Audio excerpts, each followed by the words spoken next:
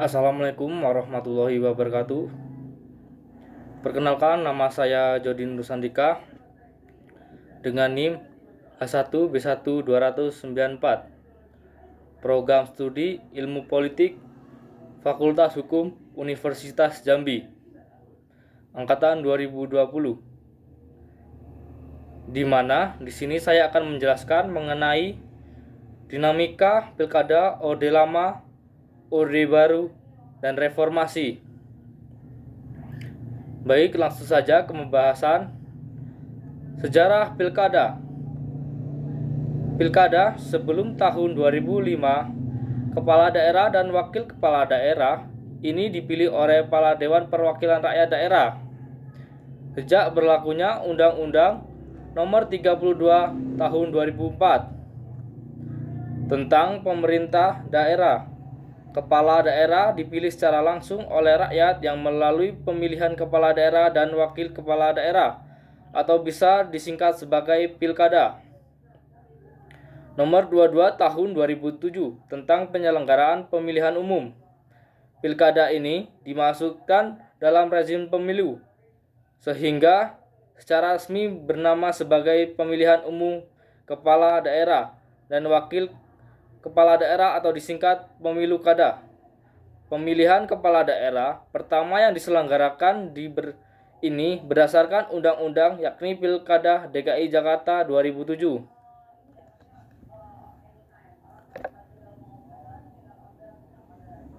Pilkada menurut para ahli.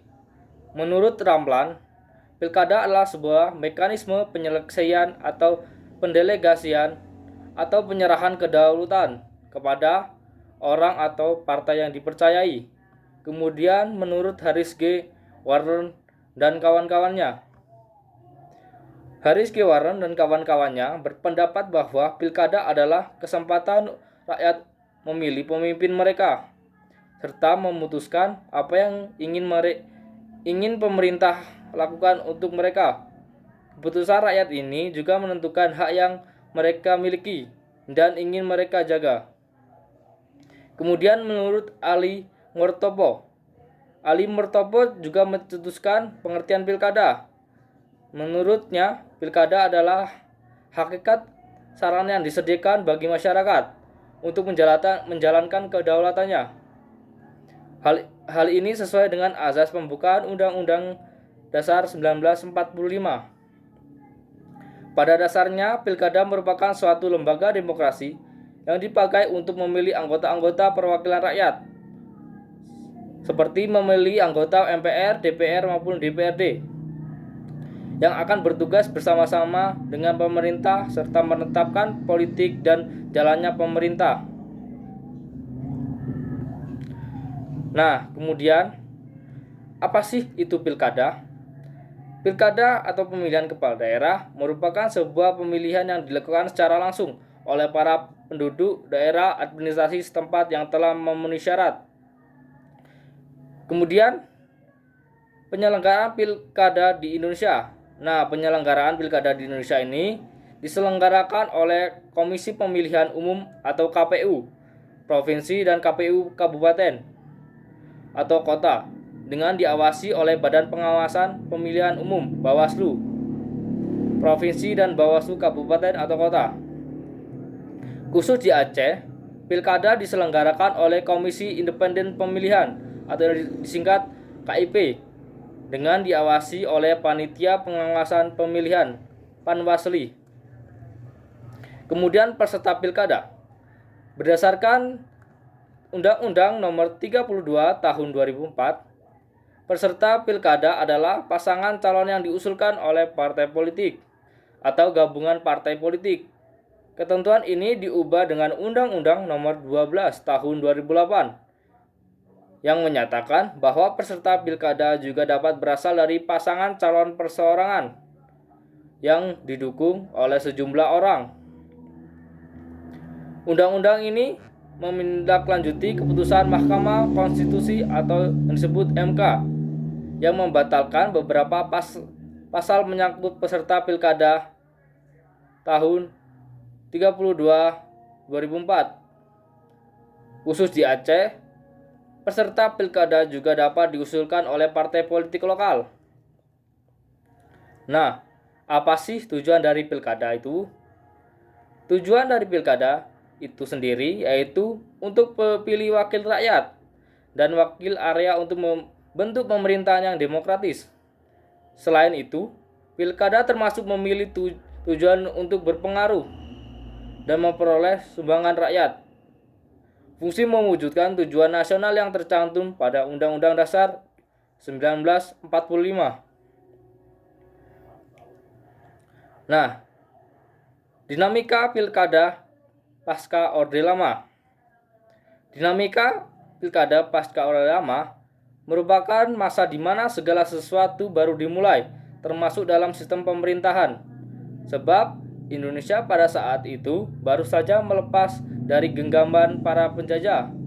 Meskipun belum sepenuhnya, periode Orde Lama ini dimulai dari tahun 1945 sampai 1965.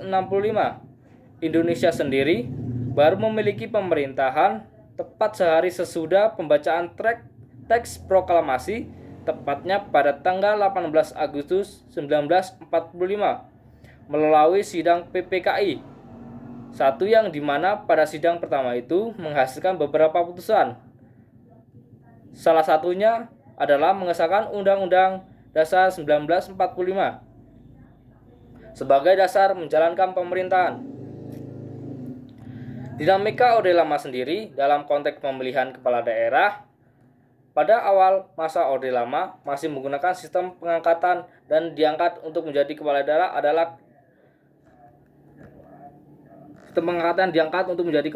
adalah kepala yang sama pada masa sebelumnya. Hal ini tentunya bukan tanpa alasan. Seperti yang kita ketahui, sistem politik, keamanan, dan hukum ketatanegaraan belum sepenuhnya stabil. Bahkan pada era inilah baru dipilihnya Presiden pertama Indonesia, Undang-Undang dan Komite Nasional melalui sidang PPKI. Barulah pada tahun 1948 sistem pemilihan kepala daerah sedikit disempurnakan. Kemudian istilah dalam tingkatan pemerintahan daerah diperjelas, yakni provinsi, kabupaten atau kota besar, desa, dan negari. Proses pemilihan pun sedikit lebih demokratis, karena misalnya gubernur diangkat oleh presiden setelah ada nama calon yang diajukan oleh DPRD tingkat provinsi. Di bawahnya DPRD tingkat kabupaten mengusulkan calon bupati, lalu diangkat oleh Menteri Dalam Negeri. Itu terjadi karena konstitusi berubah dari Undang-Undang Dasar 1945 menjadi Undang-Undang Sementara tahun 1950. Pada era ini, istilah dalam tingkatan pemerintah daerah diubah. Di tingkat provinsi disebut daerah tingkat 1 yang dipimpin gubernur. Di tingkat kota atau kabupaten disebut daerah tingkat kedua yang di bupati atau wali kota, dan tingkat kecamatan disebut daerah tingkat 3 yang dipimpin oleh camat. Posisi pemerintah pusat atas pemerintahan daerah semakin kuat setelah terbit Undang-Undang Nomor 18 Tahun 1965, menyusul dekret Presiden pada 5 Juli 1959. Dalam undang-undang ini, kepala daerah diangkat dan diberhentikan oleh Presiden atau Menteri Dalam Negeri melalui calon-calon yang diajukan DPRD. Nah, itu dinamika pada pasca Orde Lama. Kemudian dinamika pilkada pasca Orde Baru. Sejak kemerdekaan, sistem dan ketentuan mengenai kepemerintahan daerah, termasuk di dalamnya mekanisme kepemilihan daerah, sudah diatur ke dalam undang-undang. Mekanisme pemilihan kepala daerah menjadi sentralisasi bahkan otoriter, karena mekanisme kebijakan dan pembuatan keputusan hanya diputuskan oleh seorang pemimpin, walau ada lembaga perwakilan rakyat. DPRD pada waktu itu tidak bekerja secara efektif seperti saat ini. mereka seperti tidak memiliki kedaulatan rakyat karena selalu setuju dengan segala kebijakan pemerintah. Nah, itu dinamika pilkada pasca Orde Baru. Kemudian pasca reformasi. Nah, dinamika pilkada pasca reformasi pada tahun 1998 terjadi gejolak politik yang dipicu dengan adanya krisis moneter. Pergolakan politik tersebut diturunkannya Presiden Soeharto dan diteruskan oleh Presiden Habibie. Nah, setelah turunnya Presiden Soeharto, Presiden Habibie melakukan perubahan terhadap sejumlah undang-undang di bidang politik. Antara lain, Undang-Undang Pemilihan Umum dan Undang-Undang Susunan Kedudukan MPR.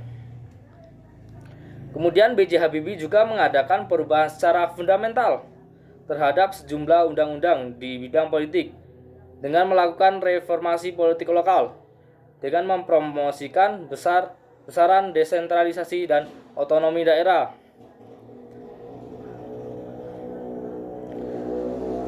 Nah, hanya itu yang dapat saya jelaskan mengenai dinamika pilkada Orde Lama, Orde Baru, dan reformasi.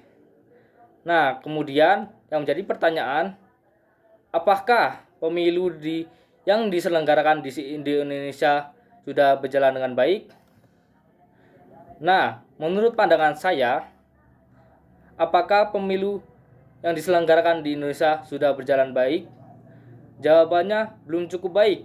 Mengapa? Karena kadang masih ditemukan beberapa kecurangan seperti manipulasi surat suara dan sebagainya, money politik, dan kebohongan-kebohongan lainnya. Hal ini harus kita tanggapi dengan cermat agar pemilu di Indonesia ini bisa berjalan lebih baik lagi. Pemerintah harus memperhatikan permasalahan yang sering terjadi dalam pilkada di Indonesia ini. Karena kecurangan-kecurangan ini hampir terjadi merata di seluruh Indonesia. Money politik menjadi persoalan yang sangat penting karena menyangkut beberapa orang bahkan lebih. Mungkin hanya ini yang dapat saya sampaikan. Lebih dan kurangnya saya mohon maaf. Wassalamualaikum warahmatullahi wabarakatuh. Terima kasih.